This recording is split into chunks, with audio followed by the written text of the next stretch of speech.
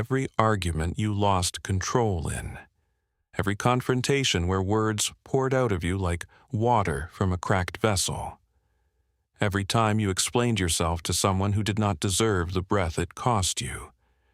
You handed them everything.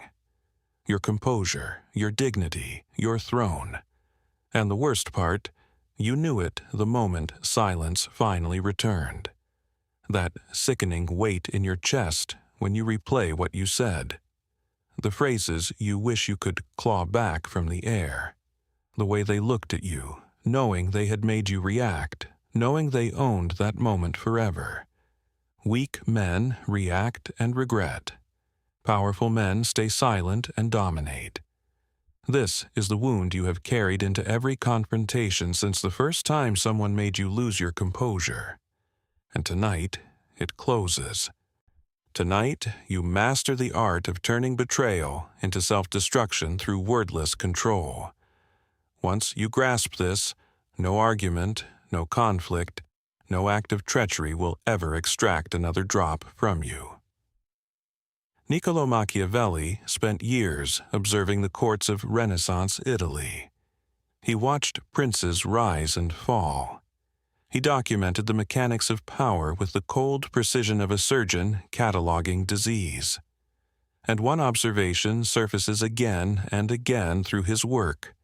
Implicit in every chapter of The Prince, the ruler who speaks least governs longest.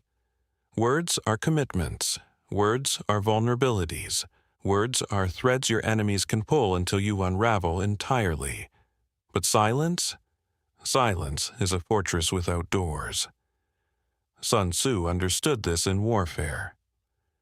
"Let your plans be dark and impenetrable as night," he wrote. The general who reveals nothing forces the enemy to imagine everything.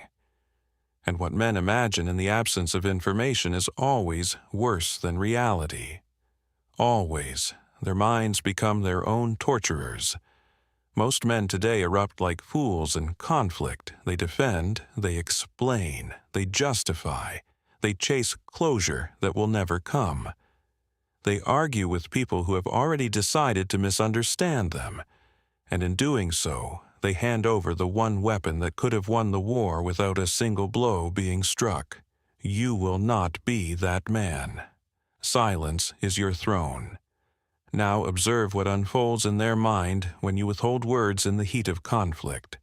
The human brain is wired for resolution. It craves narrative completion with the desperation of a drowning man craving air. When you speak, you provide that resolution.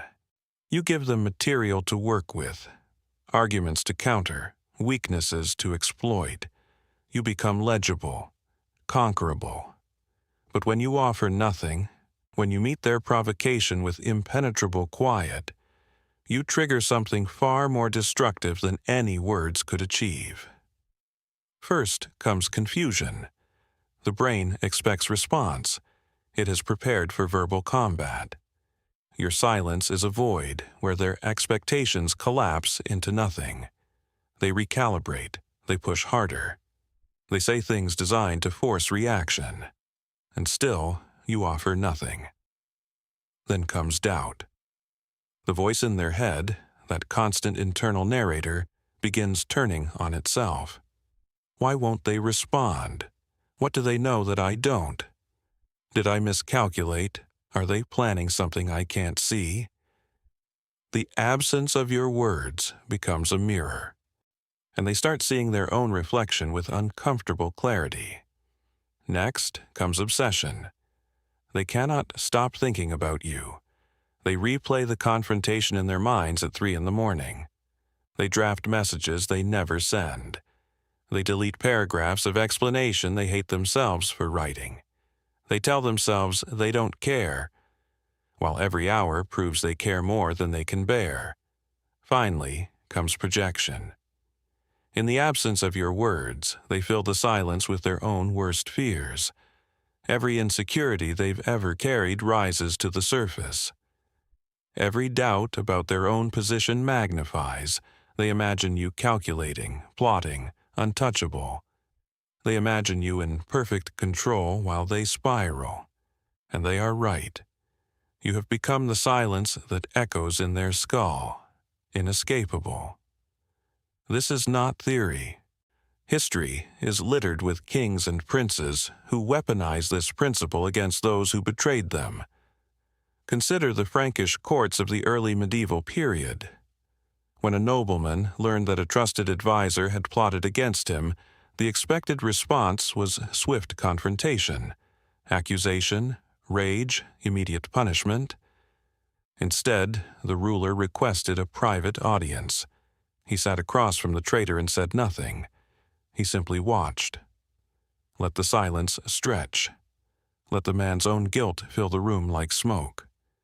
Within minutes, the traitor was confessing crimes the ruler hadn't even known about. The silence had become an interrogation chamber more effective than any torturer's tools. This is the power you now learn to wield. 7 ways to wield silence as a blade against betrayers. The pause before response.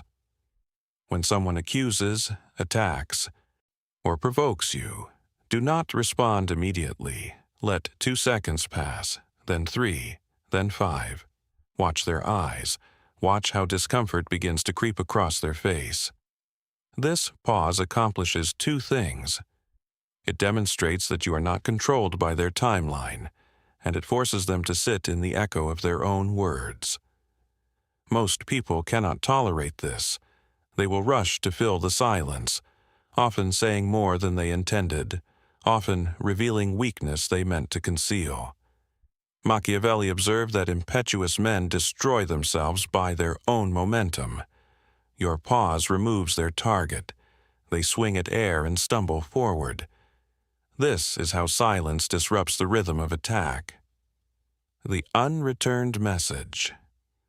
When betrayal or disrespect arrives through text, through email, through any written medium, your first instinct will be to craft a devastating response. Resist. The message you do not send is infinitely more powerful than the message you do. Delete your draft. Close the conversation. Let hours pass. Let days pass. Every moment they wait for your response is a moment you occupy their mind without effort. They will check their phone obsessively.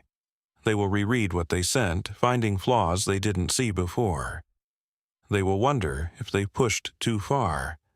And when your response never comes, they will be forced to write the ending themselves. And humans always write themselves as the villain when given silence to fill. This is how silence colonizes their thoughts. The exit without words. Some confrontations demand physical withdrawal rather than verbal victory. When an argument escalates beyond productive exchange, when someone reveals themselves as unworthy of your engagement, do not announce your departure. Do not deliver a final statement. Simply leave, stand, turn, walk away without looking back. This departure will burn in their memory far longer than any words could. They will replay your silent exit for weeks, constructing meaning from nothing, tormented by what you might have said but chose not to. Sun Tzu wrote that the supreme art of war is to subdue the enemy without fighting. Your wordless departure is that supreme art made manifest. They cannot argue with absence.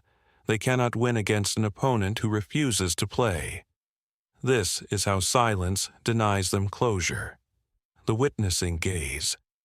When someone betrays you in public, before others, the temptation to match their energy will feel overwhelming. Instead, you deploy what ancient rulers understood instinctively, the witnessing gaze. Do not argue, do not defend. Simply look at them. Let your eyes communicate what your words do not. Let every observer watch you absorb the attack without flinching while the attacker grows increasingly desperate for reaction. The crowd will shift allegiance to the composed party without a single word being spoken. They will see strength in your stillness and weakness in their aggression. Emperors understood this. The throne is not defended by shouting from it. The throne is defended by sitting upon it in perfect, terrible calm. This is how silence commands the room. The delayed response. Sometimes silence cannot be permanent. Sometimes situations demand eventual engagement. But the timing of that engagement is yours to control. When you finally respond, days, weeks, perhaps months after the betrayal, do so with devastating brevity. One sentence, perhaps two. Cold, clinical, final. The delay will have built pressure in their mind to unbearable levels. Your eventual response, stripped of all emotion, will land with the force of a blade they never saw coming. They expected anger.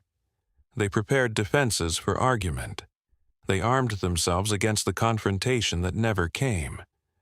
And then, when they had begun to forget, when they had started to believe they escaped consequence, you speak, once, and it is more terrible than any tirade could have been.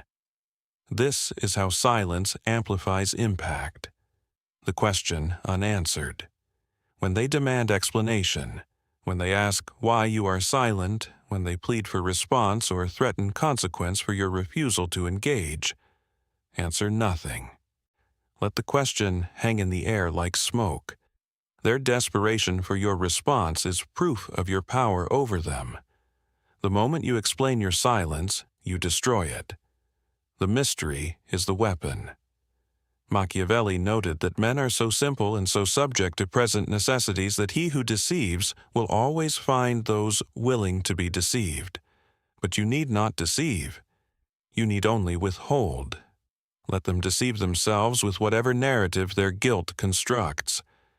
Your only obligation is to remain closed. A wall does not explain why it does not move. This is how silence refuses their terms. The forgiveness withheld. The final blade is the cruelest, reserved for true betrayers. They will eventually seek reconciliation. They will apologize, explain, justify, beg, and you will offer them nothing, not anger, not acceptance, not closure. You will look at them with the same impenetrable quiet you've carried throughout. You may nod. You may even speak pleasantries if the situation demands social performance. But they will know, in a place beneath words, that you have placed them outside the circle of those who matter, that your silence is not temporary, that they have lost access to your authentic engagement forever. This is more devastating than any revenge. You have made them a ghost in your presence, visible but unacknowledged. They will spend years trying to earn back what your silence removed. Some never recover. This is how silence destroys without striking. You now possess 7 blades most men will never sharpen. Wield them coldly. Wield them without mercy. Wield them in utter silence. You no longer react. You no longer explain. You no longer bleed in confrontation. The man who argued with his enemies, who justified himself to betrayers, who chased closure from those unworthy of his words, that man is dead, let him stay buried. What rises in his place is something older, something colder, something those who betrayed the old you will not recognize until it is far too late. This is the moment you cease being the fool who argues and become the shadow that commands. You are now untouchable, you are now silent, you are now sovereign. Your reign begins in the absence of words. It extends through the void you create in their minds. It conquers through the weapon they cannot see, cannot counter, cannot survive. If this cut deep, inscribe in the comments the words that seal your transformation. Betrayal meets silence. And in writing it, bind yourself to the path. Like this. Subscribe if you have not. Activate notifications. Weak men will argue with the screen and scroll on, unchanged. Powerful men will act in silence. Which one are you? In the vault of your silence, betrayers condemn themselves with confessions you never asked for, and the throne you build there has no doors for their apologies to enter.